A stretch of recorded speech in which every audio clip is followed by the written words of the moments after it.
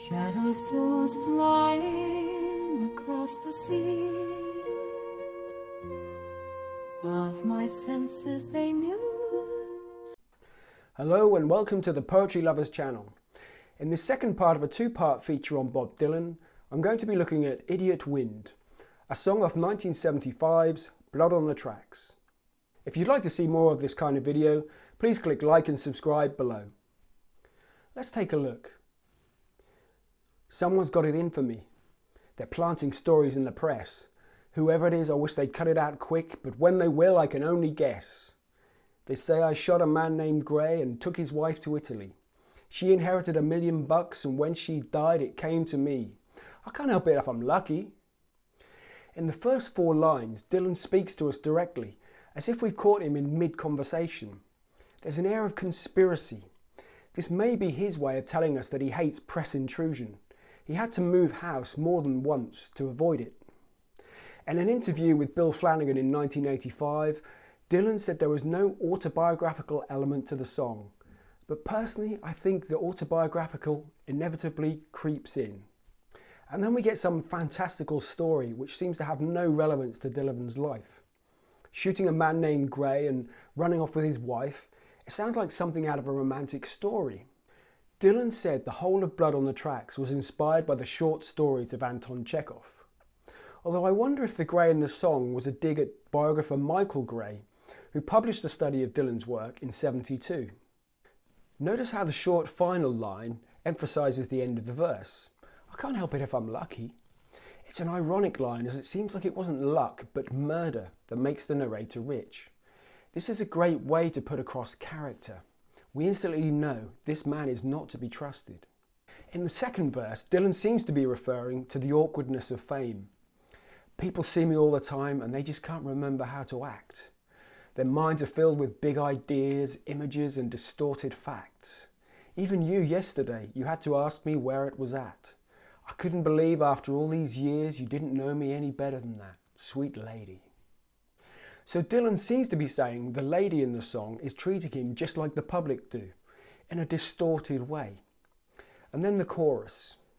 Idiot wind, blowing every time you move your mouth, blowing down the back roads heading south. Idiot wind, blowing every time you move your teeth. You're an idiot, babe. It's a wonder that you still know how to breathe.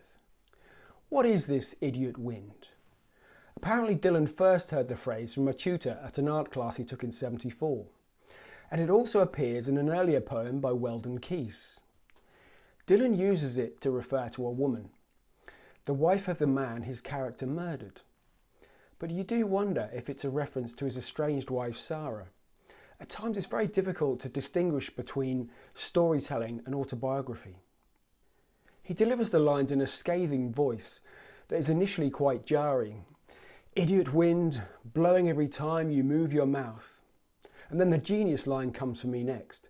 Blowing down the back roads heading south. Suddenly Dylan's bitter voice is blown sweet by the wind along the southern back roads. A subtle wordplay with the metaphor of the wind. But just as quickly, Dylan's voice is excoriating again. Idiot wind, blowing every time you move your teeth. You're an idiot, babe. It's a wonder that you still know how to breathe. In the third verse, Dylan describes a troubled life and introduces great imagery. I ran into the fortune teller who said, beware of lightning that might strike. I haven't known peace and quiet for so long, I can't remember what it's like. There's a lone soldier on the cross, smoke pouring out of a boxcar door. You didn't know it, you didn't think it could be done. In the final end, he won the war after losing every battle. For me, the greatest and most evocative lines are there's a lone soldier on the cross, smoke pouring out of a boxcar door. It's not clear how these images relate with the narrative of the first verse, but they fit well with the romance of the wind in the American South. Dylan's character in the song could be comparing himself to Jesus. The smoke pouring out of a boxcar door, as well as being a great cinematic image, could be a reference to the Holy Ghost. Dylan doesn't always deal in direct meaning. Sometimes he just creates cinematic images and lets the listener's imagination create the story. The lone soldier on the cross, according to Dylan, won the war after losing every battle. This juxtaposition ends the verse neatly. Rhythmically, it creates a pause before the next chorus. And notice this little pause is created at the end of every verse. For example, at the end of verse 5 we have, "You'll find out when you reach the top, you're on the bottom." Here, top and bottom are set against each other. In verse 3, it was winning and losing. I won't go through every chorus, but let's go through some of the highlights. With each chorus, layers of images are built up, which create a greater whole. For example, in the second chorus, we see the idiot wind blowing through the flowers on your tomb, blowing through the curtains in your room, which together with images of boxcars and saddles build up a wonderful American drama. Some of the images are a slightly cliched view of the American South, but together with a liquid sounding organ and dreamy acoustic guitar really create a wonderful atmosphere that wouldn't have worked with a lesser artist. One of the strengths of Dylan's lyrics is their ambiguity. We're not even sure who is dead or alive, or even the order of events. For example, in verse 4, Dylan hopes someone, presumably his wife, will be dead. In the second chorus, just after verse 4, he sings of flowers on her tomb, but it's not clear if that's reality or just a daydream. Personally, I find certain lines pretty corny, but Dylan always redeems them with a great line afterwards, and he's the only artist I'm aware of who does this consciously and gets away with it. For example, in verse 5 we have, "It was gravity which pulled us down and destiny which broke us apart. You tamed the lion in my cage, but it just wasn't enough to change my heart," which I think is a little bit cheesy. But shortly afterwards we're blown away with the economy and romanticism of verse 6.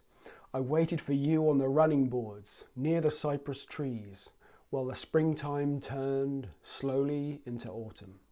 Only Dylan, it seems, can take the listener to the point of losing patience or even rejecting the lyrics, then pick them up with a southern wind and lead them somewhere beautiful. To me it seems a deliberate ploy, but it will be interesting to hear from Dylan if that is the case. Either way, it's very effective. And he even plays with our concept of time, with the man waiting on the running boards all the way from spring to autumn. The chorus evolves in its third iteration with a great rhythm and rhyme. "Idiot wind blowing like a circle around my skull, from the Grand Coulee Dam to the Capitol." It's as if Dylan is using the wind itself to unite all the images in a collage, to the point they circle his skull. And notice how the skull is the head or capital of the body. So as well as rhyming with capital, it's a pun. In the seventh verse, we seem to be getting more autobiography. "I can't feel you anymore. I can't even touch the books you've read.